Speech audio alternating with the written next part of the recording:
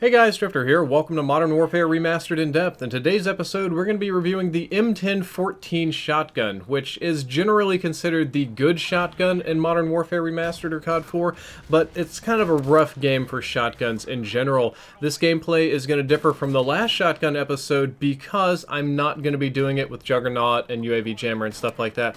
I'm almost exclusively using stopping power on the M1014 since it deals somewhat less damage, and I'll be heavily referencing the previous shotgun episode to explain the hipfire mechanics, aim down sights mechanics, and some of the range references. So let's jump straight into it today. The M1016 will deal 30 damage per pellet up close, decreasing down to 10 damage at its maximum range, and that's a per pellet damage, and this shotgun, like the other one, shoots 8 pellets per shot. What's more useful is to look at total damage, which is 240 up close, very much so overkill, 80 at its maximum range, which means that at max range, even if all 8 of your pellets hit, you still would not kill somebody. However, if you put on stopping power, that can go up to 336 or 144, giving you the potential, albeit improbable potential, to get a one-shot kill anywhere, but more often than not, you're not going to hit enough pellets at long range for this to happen.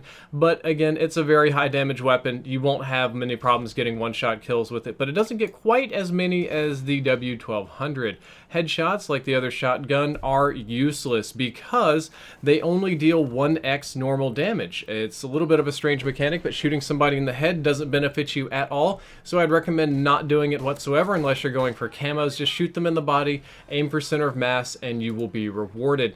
The maximum range is 15 meters, which surprisingly is slightly better than the W12000 shotgun and about average for Call of Duty games in general. Again, if you want to see what this range looks like, I would highly recommend you go check out the W1200 episode down there in the description, but it's not a super impressive range. It's pretty close, so I wouldn't go try to pop people at long ranges. And what's going to be more useful to you is your probable one-shot range. That is going to be approximately 9 meters. It is actually slightly worse than the W1200 because of the lower damage. You have a lesser chance of getting one-shot kills, and the pellet spread is a little bit wider, which we'll get to later.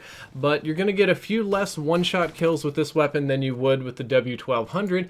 However, your maximum rate of fire is 400 rounds per minute semi-auto, so you can follow up very, very quickly. You can tap, tap, tap, spam, spam. Double tapping people is what I tend to do. I usually shoot twice per target unless I'm behind them. Sometimes I'll get close enough to see if I can get a lucky one-shot kill on them. It'll feel much better in your hands. It'll feel simpler, more consistent, and easier to use than the W1200.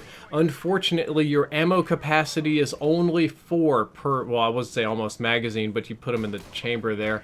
The reloads are kind of slow again because you're putting in 1 shell at a time, but you only have 4 shots with this shotgun. Considering that most of the time it's going to take 2 shots to kill, you have to be very, very particular with your ammo capacity. You need to make sure to reload frequently, to keep it full, to keep everything good to go, because you can't get caught out. You're going to have to rely on your secondary weapon more with this shotgun than you would with any other in almost any Call of Duty game, to be perfectly honest with you. Shotgun mechanics in Modern Warfare Remastered are fairly simple. There is no difference between hipfire and aiming down sights whatsoever. So with this one, I would pretty much always recommend hipfiring because, unlike the W1200, the M1014 has very slow aim down sight strafing speed. When you ADS with this one, you cannot sidestep very quickly at all, so it's going to significantly restrict your movement, and case in point, I would highly just recommend hip-firing people. It works so much better.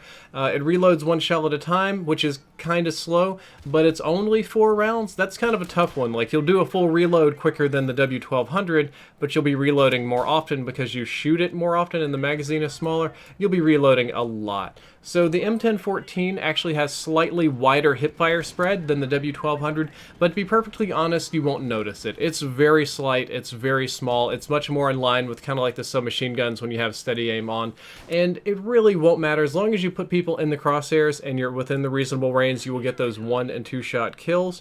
The foregrip is of very limited use, but I prefer it on this weapon over the red dot sight. Because I'm never aiming down sights with the M1014, I really never need the red dot sight, and the foregrip does help my view kickbox I think is the right word, from dragging around when I hip fire. I don't want to get too off target, and the flinch can be pretty savage, so I don't want to combine any additional screen shake and recoil. So the foregrip, maybe not the greatest attachment for a shotgun, but it's the one that I use on the M1014. Unlike the W1200, this weapon I'm going to say is only viable with stopping power or juggernaut. Stopping power is pretty much essential to get one-shot kills, or what you'll find to be a happy amount of one-shot kills. So that's going to be the way to go. That's what I would recommend the majority of the time. Juggernaut's good too because it gives you the health to challenge people, and it allows you to double tap them very quickly over and over again. And you'll take some shots, but you do get kills. Also kind of more like an objective class if you want to do that. It gives you some immunity to grenades. When it comes to using this with double tap or UAV jammer or overkill, I find it to be much less viable than the W1200 due to the lower damage. You really need either jug or stopping power to make the M1014 useful. And there's no real strategy to this weapon. There's no one little trick I can tell you on how to go on a rampage. There's no best tactics. It's just a spam shotgun, so you should just spam everywhere and without mercy. Just dump your bullets downstream, pop, pop, pop, pop, pop, reload, pop, pop, pop, pop, pop, reload. Just hose people. Don't worry about it. It's not really like a super viable weapon anyway. But it's more viable than the W1200 because of how easy it is to follow up on your shots. But that being said, I would never recommend that you take this weapon into combat over the other shotgun. I would never tell you that this is how you're going to win your matches or that this is how you're going to carry your team, because that's not true. This is just a fun gun. It can be kind of an annoying gun, and you can make use of it on a few smaller maps, but overall it's not very viable, but it is more viable than the other shotgun, if that's the way I had to say it. Guys, that's all for this short, in-depth episode. I hope you enjoyed it. I hope you learned something useful. If you did, don't forget to like, favorite, and subscribe. Drifter out.